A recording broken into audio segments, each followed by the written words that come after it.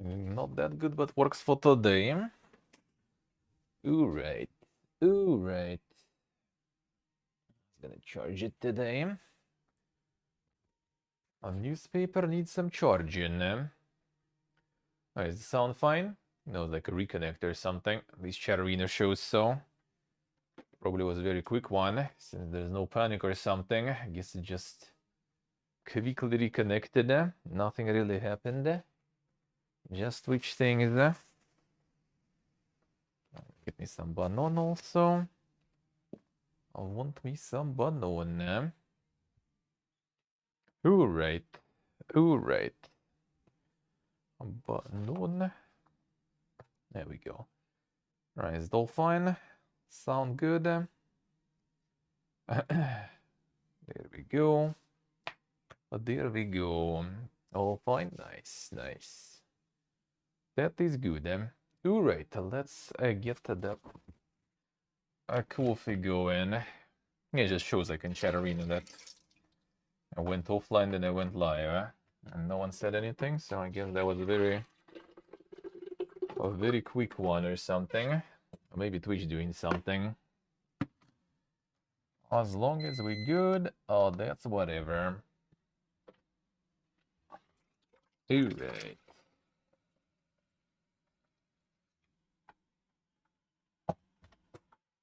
Oh, there it is. Oh, there it is.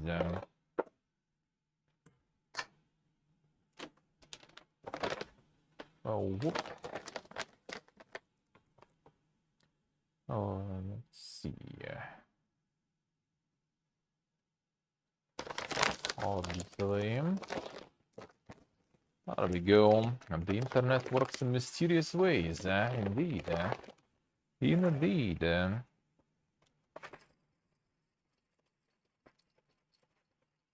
Especially when it's Twitch. That is always mysterious.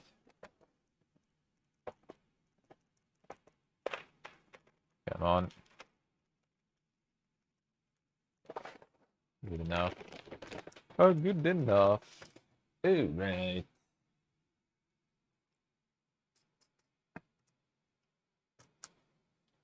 There we go.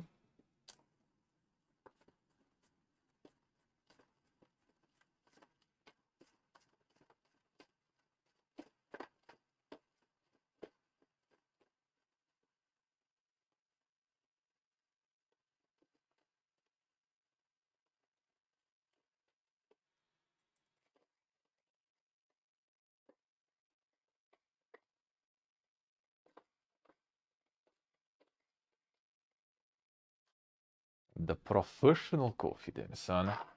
Oh, one way to call it.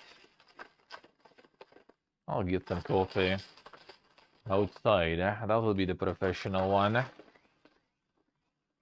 With the proper espresso machine.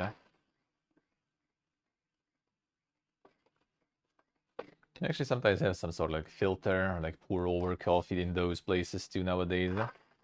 Considered more fancy than like espresso machine.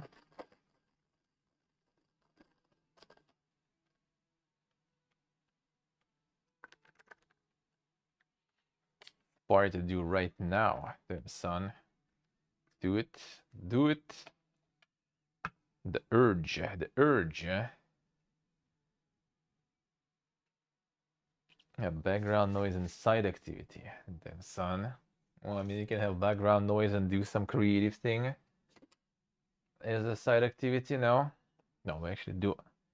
Vietnamese, though. Again, forgot to get the milk. It's actually good because I'm forgetting to get the milk, and they have the minimal delivery is like $10, so usually a bit less. So you end up ordering some more than milk. So the less I order, the better.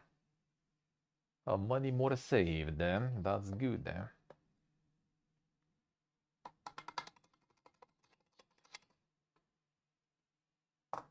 And that is always good.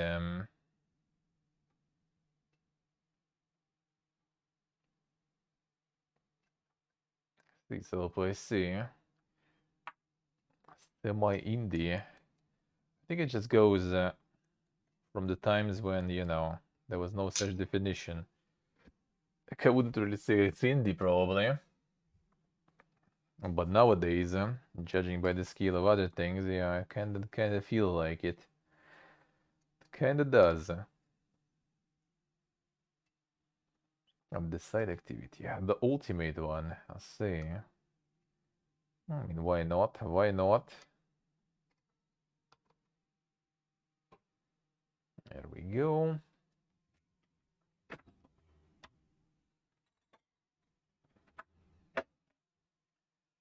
I'll just go to the store next week or something and get a bunch of stuff instead. And yeah, next week I'm gonna actually I have 2 days off. I didn't plan to. Or didn't plan to, but as I said, there will be the countryside house opportunities that I'm gonna take. And that I'm gonna take. Unless something still changes the last moment. I'm trying to plan things with my friends is in general quite a challenge. But I think should be fine. It's like Wednesday and Thursday probably I'll be off next week. Gonna go and get some of that winter countryside house experience. Some barbecuing in the snow and everything.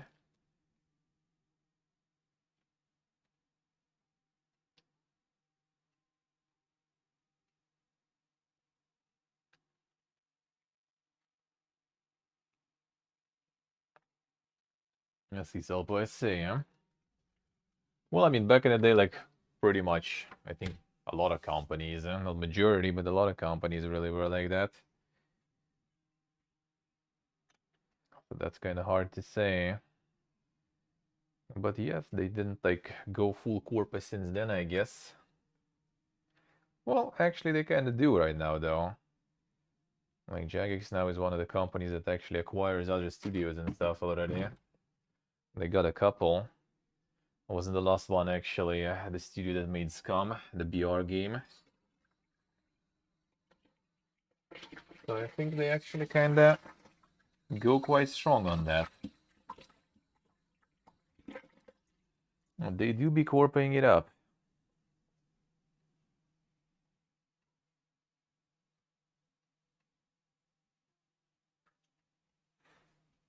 And Blizzard did the same. Blizzard was in general like even older then. It's not 2000s. Blizzard was way earlier. And yeah, back then I guess there was like a lot of companies. I mean, gaming in general was kind of like some random weird shit that no one believed what it's gonna get. And some shit for kids and stuff, you know. What is this?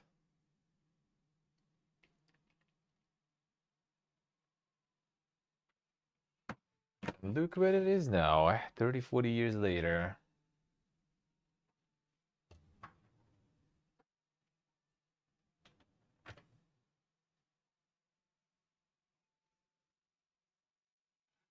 Benson started with the Scribble book. Well, I mean, that was like, you know, that was early Blizzard, though, very early.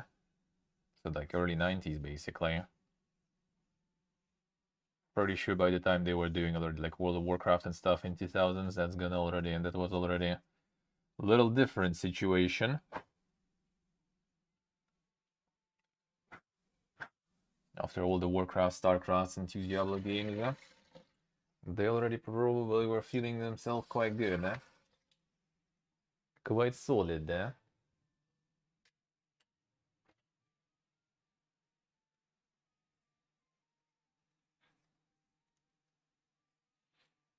Yes, these all boys see, could be, could be.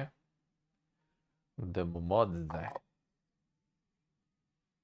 remember reading about all that stuff back in the day, and it seemed so cool. There was no proper online games and stuff. Like in magazines, reading about some online stuff where people, like, you know, play over emails or some shit. And that was quite something. There's like a whole articles about those. I was like, that must be very cool to play that.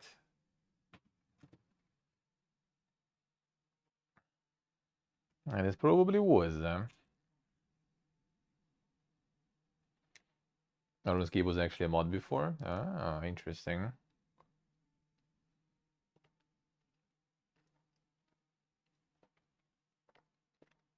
That I didn't know. I guess it does kind of look like just like a graphical shell for something way too dank. Need this track? A bit too late probably. Below the stream, you can see all of them. Where the title is. SRS. If I played back in the day, I probably would be really into it. Nowadays, not sure. Hello, Cuber.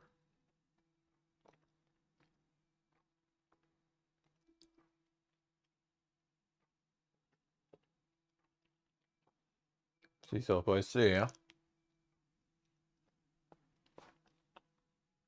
Maybe one day. Maybe one day. The thing is, like, I really dislike going into established MMOs. It's like a little thing I have that I don't like. If it's established, it's something. If I get into it, it's something I already played. Like Lost Ark, or like Returning to New World, or something I already played before, right? So, or like Ragnarok Online, it's old as fuck, right? But it's established, but I played it before.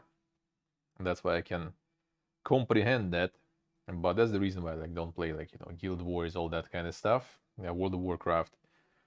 World of Warcraft, I would still kind of be kind of curious, just from the perspective of what all those people even find in that.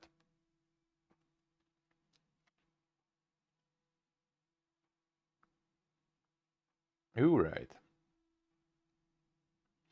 Well, let's go. Let's see what article we're gonna get. Let's do the one that Steve linked yesterday, because I also saw it before. That might be interesting.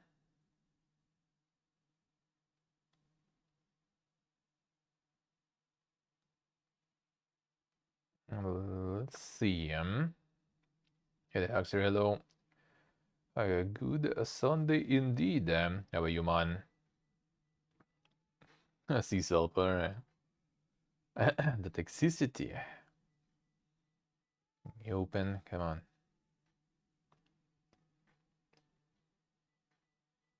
I see Bjorner, right? I mean, it lasted for some time. Why not? Why not? All right. Finji CEO. So that's the who made the tunic, right? Seems like.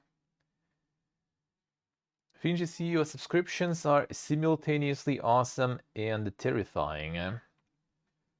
Becca Saltzman shares her concerns and hopes around how subscription services could impact indie sustainability. Let's see.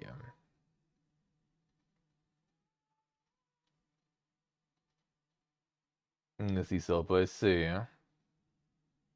It's time. It's time to no life it whenever you have the guild. Keep sanity in these times? I don't know. I don't. I'm fucking insane, dude.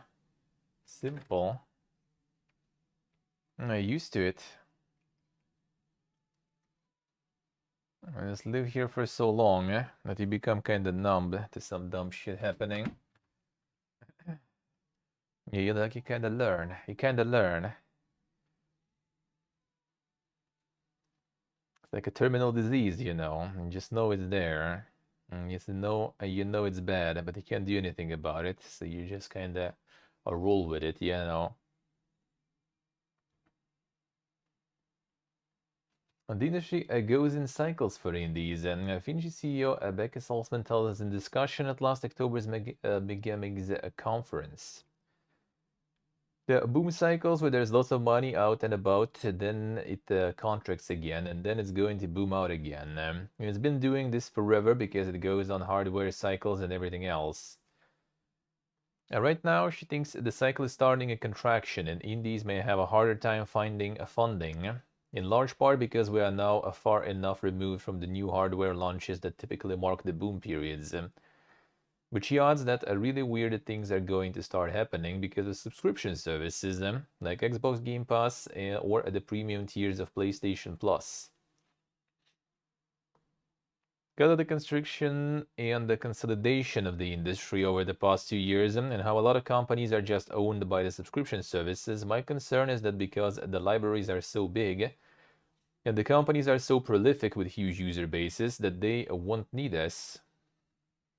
I mean, that kind of makes sense, not gonna lie, especially for very niche indie games. Actually, no, niche indie games might do kind of good. I used to do it as well. Well, I mean, that's the good part, though. Why would you be insane? If you left, you should be happy, dude. You should be pretty sane. You should be doing good. That's how my friend is, at least he left. He's now as sane as he ever was there for past couple of months. So you should be happy that you left. You just enjoy freedom. Hope I will be able. Not so long away from now, but we'll see. Right. Second clean. The grinder. The grinder that had the fin. Oh, the filter.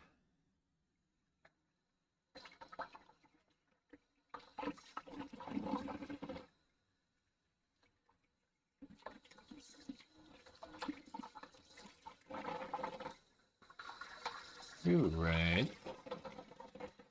Done with this. And done with this.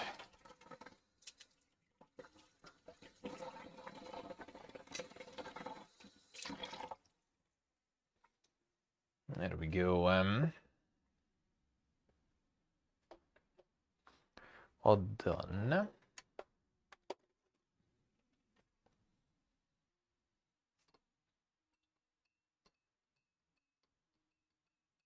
Right.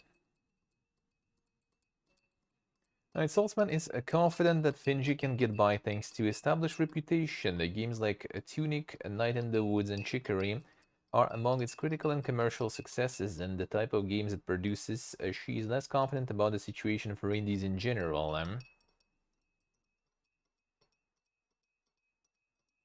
Well, I mean, I guess outside of Tunic, I wouldn't really say they're that huge, though. I guess Chicory was kind of like niche. Kind of people knew about it. It's still kind of quite niche, I would say, though. It's like one of those experience kind of games. I think outside of Tunic, everything is kind of on the smaller end anyway. For them. Thank you, guys. Thank you. Will the budgets be enough with the higher cost of making games to be able to allow indies to keep making cool stuff?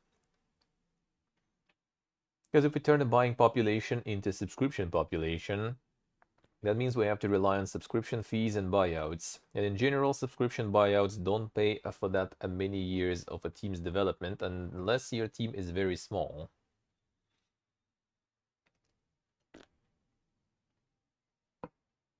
So just making stuff for subscription doesn't sound like a good idea in terms of profits. Or did Grounded go for it? Well, I guess Grounded is kind of like the Microsoft poster child in a way. So they probably had a little more favorable terms for that.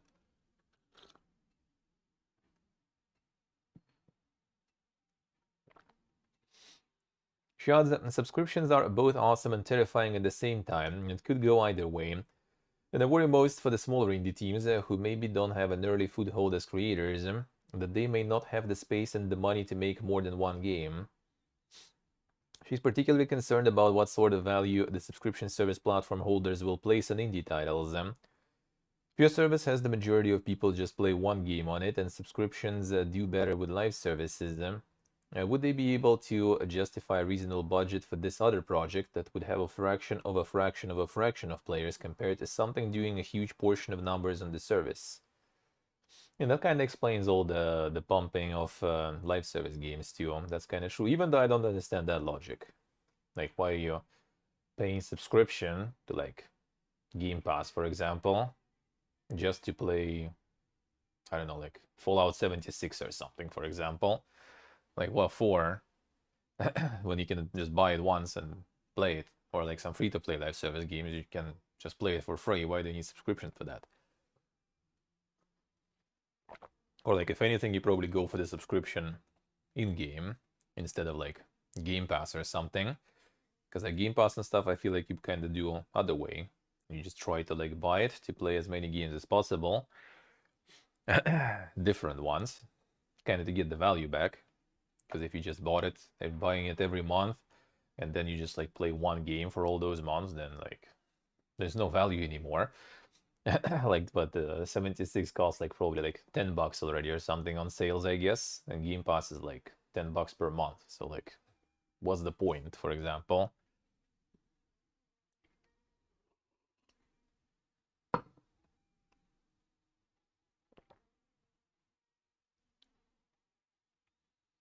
It's legit a math question because you don't know how it's going to fall. And at that point, you're almost deciding who's going to be on the service and who's going to be allowed to keep making games based on value or artistic creative direction or something rather than a monetary value of that project. As Salzman says, most of the people making the decisions about which games to pick up for these subscription services are just game fans and look for more than the bottom line contribution, but worries that may be a temporary situation. Can't ignore the fact that these are huge companies run by lots of people looking at spreadsheets. And I'm always concerned about what people do at many level up, staring it at spreadsheets, and what it means for teams at my size or even smaller than me, because we don't do the numbers that the big teams do, and we just don't. Even Tunic, which has done crazy numbers worldwide, we don't do numbers that compete. Salzman obviously isn't entirely averse to subscription services. After all, Finji has put Chicory in PlayStation Plus, 3 games including Tunic and Game Pass, and had Overland and Apple Arcade at the service's launch.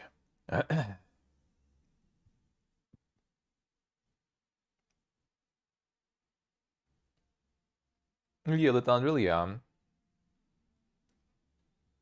just like I guess the fear here is another in other direction. It's like the fear here that everyone is like getting pushed towards the subscriptions, right? And then subscription owners, right, companies and everything, they will be kind of deciding your fate. I don't really think subscription is gonna hit that much, though. I really doubt it. I really doubt it. That it's gonna be like that huge to just take over completely. I think people are still gonna be buying stuff anyway. If anything, for me, for example, like I wouldn't subscribe to play some indie games. Like indie games, I'd just rather buy myself. They don't really cost much usually, right? Like you go for subscriptions when it comes down to some like 60, 70, $80 game, and you just kind of like, you know, buy subscription for a month for like $10 and you just play through that game and, you know, done and get out. And you just save money that way. Maybe you play, will most likely even play a few of those in 1 month. Other than that, I kind of see no point in these subscriptions. Yeah, it's more kind of about the case that yeah, they're afraid that like subscriptions becoming more big and prominent will just kind of like shift the market towards the subscriptions, and then, you know, those who rule the subscriptions, control the subscriptions, you know, those who control spice control the universe, right? They kind of can do whatever they want. They can like say that we don't like your game, you know, like we have Call of Duty, we have Destiny, we have some other stuff. That's where all the people play in our subscription. and your like small little indie game is not gonna really contribute to those numbers a lot. I'm gonna have some like a few people playing your stuff, but probably not as much. So we're just gonna pay you that amount, and that amount is not enough. Because even now already they said that, you know, like the buyout that subscription pays you is not enough to fund the development already now for the indie game, unless you're a super small team, you know, like one person team or something. So that's what they're afraid, really. Like it's a blessing because it provides you with visibility and stuff, right? But also is a curse because it potentially might just become something that for indie studio is going to be like not possible, because they can produce something that's going to attract a lot of people on the subscription service and from the subscription service to play their game. That's pretty much it.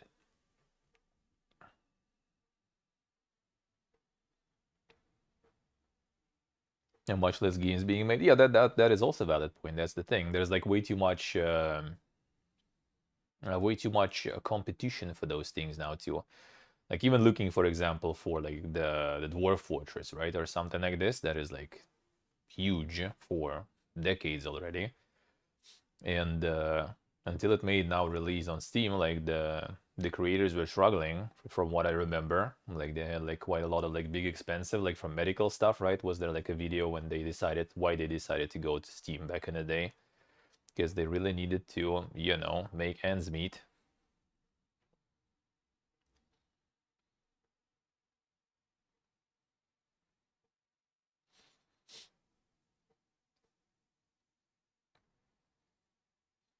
Kind of the Unreal kind of, but I think it's also like, well, I mean that's the thing though. Like they attract people and everything, and the argument is like, you know, we're not gonna get the situation where everyone is just on subscriptions.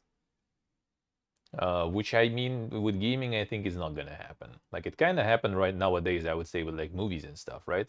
Like Netflix and stuff, exactly. But like that's the thing. Like, do people even like people do go to cinema, right? Sometimes happens, not often, I guess, nowadays. But other than that, like you don't usually buy the disc with the movie, right, or something. You just, you know, use subscription to watch it. So outside of subscriptions in the movie industry, I don't think there's a lot of action nowadays already. I might be wrong though, because I don't really watch stuff. I'm not really up to date. I don't like know a lot of people who watch stuff, right? Most of the people watching stuff here, they just like from what I know from my friends, for example, like I don't there are some like local subscription services too, I think, for that. Like we don't have Netflix and stuff around here anymore. We even like had, I think, but not for long. Okay, didn't really go that well. We have local stuff. And yeah, a lot of people obviously here, like a lot of people actually still do buy the discs here, but they don't buy them like in, you know, like some big store, the legit ones. They go to the local, like a little tent on the marketplace and buy them there for like $2 a pop or something, you know. That's basically how it goes. But yeah, like though in terms of movies and stuff, I think everything is already like in subscriptions. Like there's multiple ones already, but it's still everyone is just basically there. Like if you're not on some subscription service and you're not like in the cinema and stuff, then where are you? You know.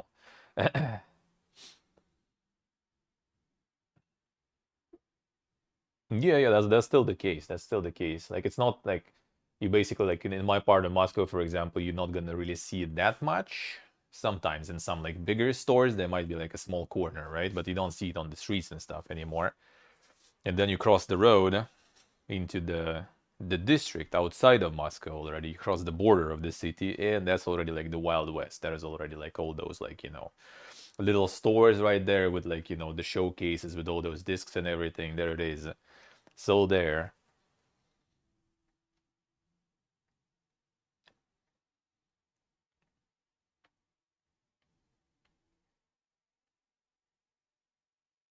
The good games will sell. Horror said didn't do that. Yeah, that also too. That also true. That is also true too. But yeah, I think like with games, it's not gonna be as bad with subscriptions. But I mean, it's still gonna affect though. It's still gonna affect things. I just for now kind of hope that they are gonna be at least providing some extra income, I guess, for indie developers, like all the game passes and everything, just by getting them on board. And just to increase, you know, the amount, the value. Like, look how much shit we get on our subscription. Just sub to it. You have so much stuff to play.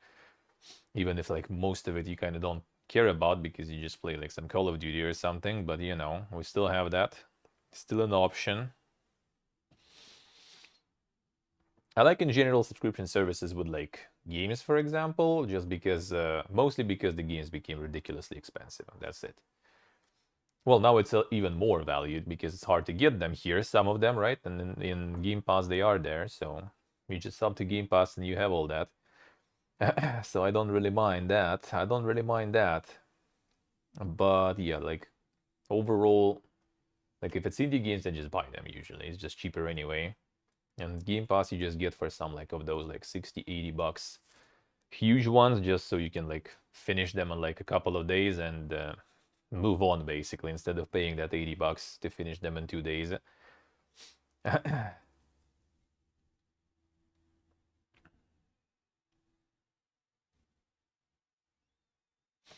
The Steam for movies and series. Could be, that could be, yeah, that could be. I'm not sure though, would it? Would it really? Okay, it's just like, the question is like, will we get to the same, like, level in terms of games? Like, will we get to this, to the level of Netflix, when it's gonna be like, you know, just subscriptions, you don't really buy anything, you just kind of like, I feel like playing something, and you go, like, in the catalog, oh, let's play this one today, and you just, like, play that, and then, like, finish or just uninstall, you know, play something else. I kind of doubt it we will get there, especially since, you know, we have the whole range of games that you kind of, like, play for a while or play with friends and everything, and you kind of want to own them so you can always, you know, continue that. Because the subscriptions are also kind of not consistent. Sometimes stuff disappears from there. Sometimes there's no cross-platform, which is also kind of a thing I think they need to fix to, you know, to kind of improve their situation. Because if there is no cross-platform with, like, Steam, and your friends own the game on Steam, like, why would you get it on Game Pass? You can play with them anyway. So you're gonna go and get it on Steam. Movies, well, again, I'm kind of, like, not really a cultured movie watching man or something. I don't really care too much, but I rarely kind of have the urge to, like, rewatch something. I guess sometimes you kind of do, but really rare. Hey, hello. Older or more obscure movies, yeah, that is also that is the case, actually. Yeah, that's also something that you're not gonna get in subscriptions for sure. Like, there's not gonna be some, like, old games that, you know, you need to mod, you need to patch to make them run. They're not gonna be putting that on subscription, probably.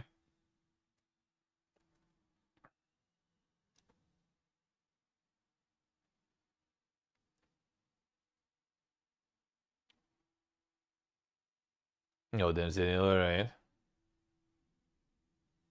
Nothing worked. Interesting. Some error. Not sure. Not sure what that was. That's unfortunate then. That's unfortunate. She can justify the inclusion in a number of different ways. For one thing, putting games in any such service right now increases awareness of it and gets more people playing and streaming it. Absolutely, look at High on Life, for example. That could hurt you if it cost the developer sales because prospective purchases already had the service and opted to try it that way instead of pay upfront for a copy. However, she knows that it also increases awareness among people who don't subscribe to the service or don't own that specific platform simply because their friends and favorite influencers are talking about it.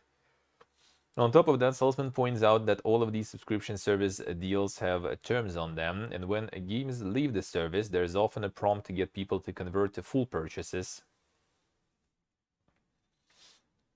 Well, Finji has about as much experience as any indie with games and subscription services. Salzman says that there is no widely applicable rule of thumb yet for what works and what doesn't, or what a developer should charge for putting a game into any given service. It's a different answer for each type of game that I have, depending on the platform it's on, the type of game it is, and the audience that's on a particular platform. Salzman says her biggest hope is just that the size of the buyout subscription services offer for games keeps pace with how expensive games are to make. It's obviously my very humble opinion, but as long as the buyouts allow the creators I in a lot of ways admire most in the industry to just keep making stuff in a way that is sustainable, I am all about them. All I want is a way for people to play more weird, cool games, because if game designs constrict too much and you only appeal to the majority, you are missing out on so much in our art form. My only wish is please just keep paying for the work that the teams do in a way that doesn't hurt them, pay them a decent salary built into these buyouts. Yeah, that would be a good concept, but sadly we're not gonna get that. We're not gonna get that. What Roman? No.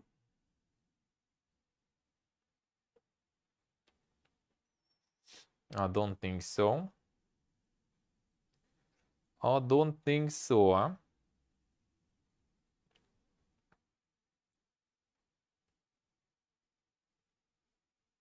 Irrigator. You mean like the увлажнитель воздуха? Like the air moisturizer? No, I don't. I don't. Or is it something else you mean?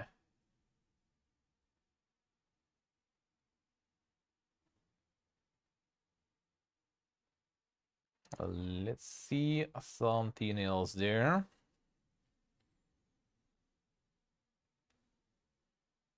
Some post-mortems. Some post-mortems. Let's see. Maybe there was something in terms of post-mortems of subscriptions. I don't think so, though. Don't think so.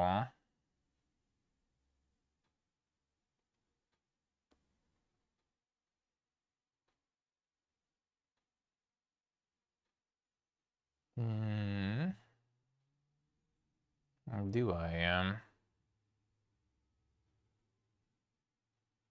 No idea what that is, Robin.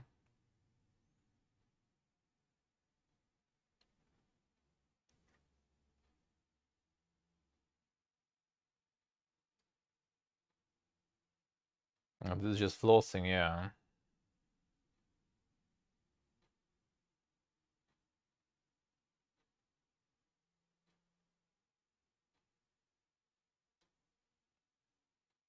What else do I have here? This one.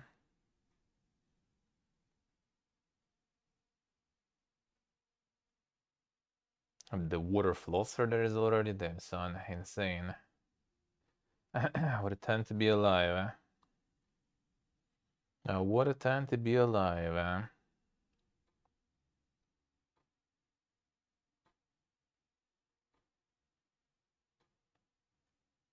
I don't think I have anything with like the subscription results there, I think. Don't think so.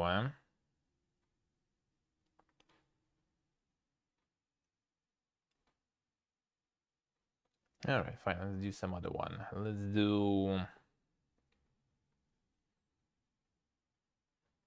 something I saw there. Actually, I can wrap this one up then. This post.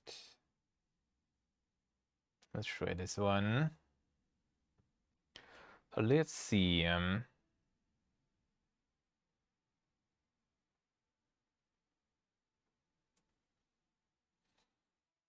get them fish bones there, yeah. Alright. Let's see.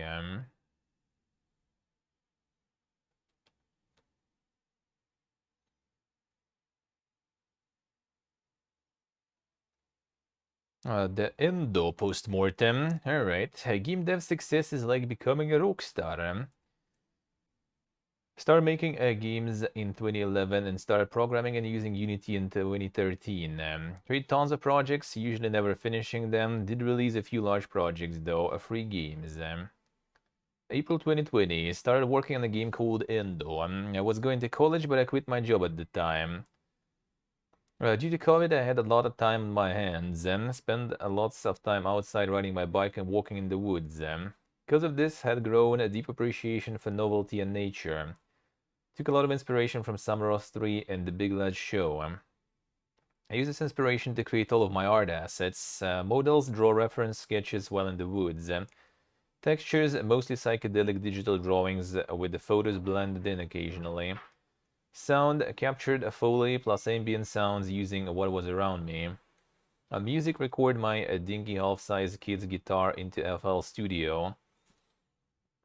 You can tell you how many days I worked on end though.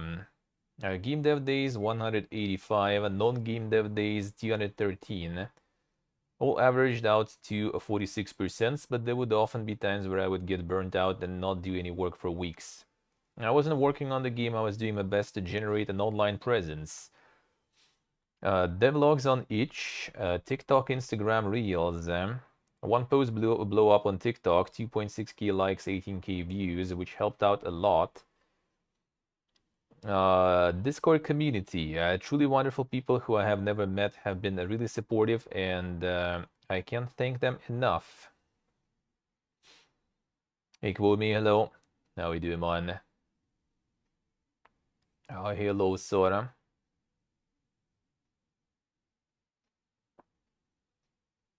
Hundreds of emails to journalists and small YouTubers. A bit of luck being featured in Alphabet Gamer, but that was about it. Lots of playtesting with my friends and made many changes with the feedback. After many versions, I released a free demo to the public, which did well. Moved the demo from itch to Steam once the store page was up. Set a deadline for myself, August 30th, 2021. The game wasn't as long as I had hoped, but it was as much as I could do without running out of ideas. I'd rather have a short, unique experience than a long, boring one. True. On the day of release, I felt more accomplished than ever. It was finally done. I couldn't believe it. The fact anyone was willing to pay money for something I created was unreal. Unfortunately, the hype didn't last long. After first few months, sales dropped exponentially. These days, my game is basically dead. At the time of typing this, Sendo has sold 220 units with a total profit of $453. It was never about the money, but I secretly hoped and believed that what I had was something special and would be more well received. Believe that this game was my ticket out of an ordinary career. I've been making games for over 10 years. Not an expert on or anything, but I can tell you with 100% confidence that making a game all by yourself professionally is like becoming a rock star. It's just not a realistic expectation. Certainly possible, but not likely. I have one more year left until I graduate college. I applied to around 10 programming-related internships so far to no avail. Luckily, I'm starting a new job soon and not game-related. I am broke. Who knows what kind of opportunities I will have after I graduate. Damn son. Well, here you go. That's one of the... Need to get some of the posts like this for everyone who wants to make it as a streamer and stuff too. Yeah, wants to be the next Notch. Yeah, just like with streaming, everyone wants to be the next XQC or something. That's just how it goes always. You see something, you know, like one success or something, and then you just kind of assume, oh, I'm gonna be the next one, dude. And then you just realize that then there was already, you know, hundreds of thousands or millions even potentially like that. And they didn't really. Nice, Kumi, nice. Doing good, man, doing good, eh?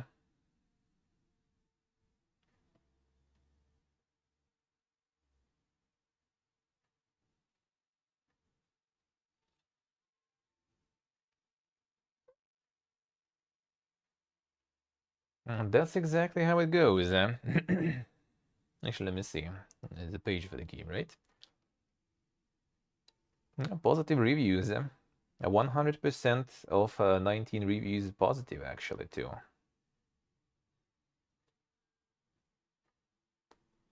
That's quite good, eh? Like, not paid ones, and as in, like, you know, the actual buyer's reviews and everything.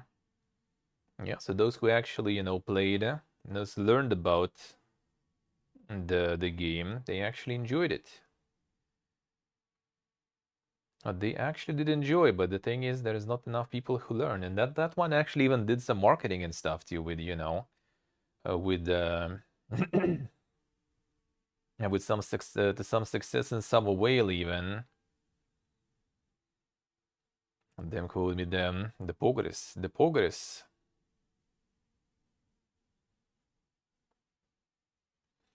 I just do the shit content. That's not gonna do anything either. It's not about what content you do even nowadays. Same with games actually too. Huh? You can do something really good, but it still might not make it whatsoever. Like approach some content creators, some even made content based on the game. Got the devlog. Devlogs are kind of, I'm not sure. I don't think devlogs actually do help. Like if anything, most people reading devlogs are other devs, probably, right? Because like average consumer, they don't really care about the devlogs really that much to read them. Maybe it'll be some TikTok video that you made kind of funny and everything, then maybe they would watch it other than, you know, kind of like out of kind of curiosity, I guess, or something, right?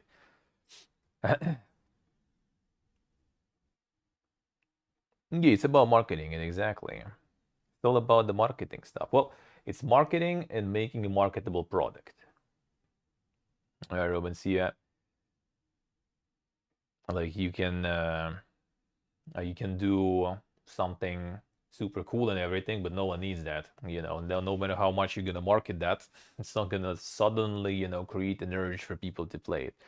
I mean, it could be though. It could be. Like I'm pretty sure like something like Dwarf Fortress or something for average audience of Steam or something that wouldn't know about. Well, not average audience of Steam, but some like you know FIFA enjoyers, Call of Duty enjoyers. They probably not gonna appreciate something like that, especially the old Dwarf Fortress. I tell you that even I wouldn't look into the old Dwarf Fortress most likely. Like a new one, at least I can consider at some point, but the old one, I didn't really see the appeal that much. Or like I see the appeal, but it's not for me. It's not my kind of appeal. So you need a marketable product, need to market it well. But yeah, it was done. Devlogs, I'm not sure though if it's that good. And TikTok, I heard is really good actually for like I have some articles about that we're gonna look into. I have like one, I think it was actually like the Amogus TikTok strategy breakdown. It's like a huge one. I'm gonna read through that at some point too. And TikTok apparently nowadays for like the new games and stuff is like super good. That's like one of the things where actually it is useful, I guess, to market your game that you're developing and releasing. Apparently, there was an early article we read before where a studio just like made the game come through pretty much to TikTok. They got like raised a bunch of money on Kickstarter and everything, just from the fact that their like TikTok account got kind of like viral or something. A lot of views in every video. So Discord community, they got emails to journalists and small YouTubers. Like they did all the like the free to play basically marketing possible almost, you could say. And the demo also went fine. And then poof, 220 copies, man.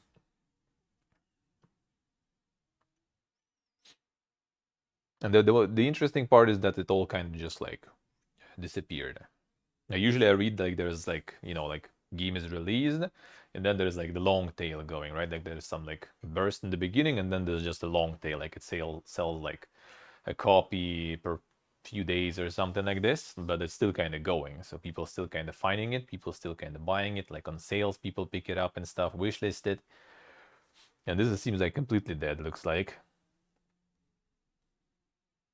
And that even has like 20 reviews there because I know there's like the line of 10 reviews, I think. Like you need to get like 10 actual like reviews of people who bought it, and then you kind of like get pumped in the algorithm. You kind of like, you know, all right, this game is kind of like legit. Let's go, pump it. CZD, I see. Insane. Got marketed there. But yeah, you totally shouldn't go into something like this with the expectations. That's 100%.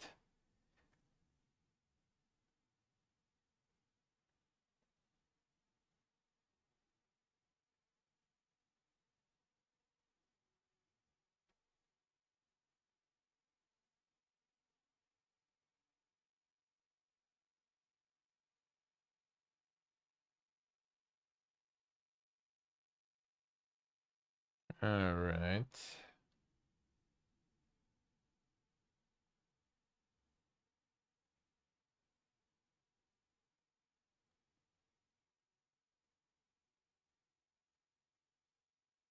And go the speedrunning community. Got the speedruns of the game and stuff. And it seems like the game is decent and everything, but then it's just kind of like no one sees it. That's the case. Sometimes you see even like games with like some okay, like not famous studios, but like publishers at least. Like, you know, kind of like they had a publisher, decent publisher that you heard about, and then it's just kind of like under the radar completely. No one knows about that shit. Full on spring weather in January should be like also like soon the same shit here. Next week, like completely gonna be super warm apparently. See, let's see. I'm gonna have mine as well next weekend. I think we're gonna have like positives and like I go to my friend's countryside house next week. Gonna be all by the way Wednesday, Thursday, and it's like showing like +1 or something there. And I think weekend's gonna be like +4, +6 even. It's a bit early, man. You're right.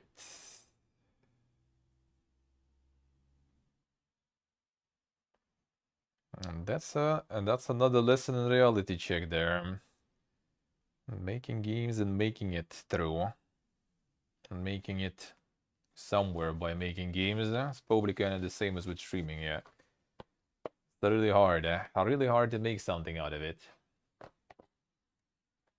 Alright, let's get to the PC Get Our Games show going. I get the weekly recap of the gaming news.